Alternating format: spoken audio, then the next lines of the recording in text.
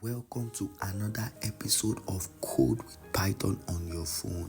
Today we are going to be looking at type conversion, meaning how can you convert a particular data type, a particular data that you've imputed from one data type to another.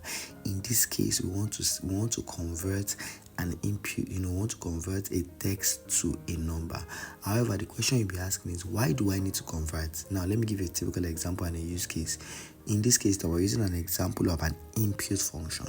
Anytime you use an input function to collect a data from in a Python program, it always stores that data using the string data type as a text.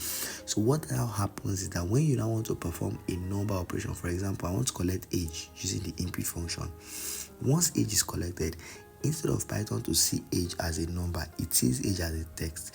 And so if I want to now perform an operation, maybe a number operation on it, I'll get an error. For example, look at this. I have collected age as an input. I want to perform a number operation and say age minus 2. By the time I print it, let's try that together. By the time I print and I put my age here, I put my age as 20. Can you see the error? Unsupported operand type, meaning that Python is able to perform the operation of negative between a string, because it's saying 20 as a string and it's saying my 2 as an integer. So what do I need to do in this regard? I need to first convert my age now to an integer, so that once I convert it, Python will now see that, oh, these two items I want to print, I want to subtract and print, are both integers, and it can then go ahead and perform the operation. So once I click on my play now and I put in my 20 in this point, you can see it's giving me the accurate number 18.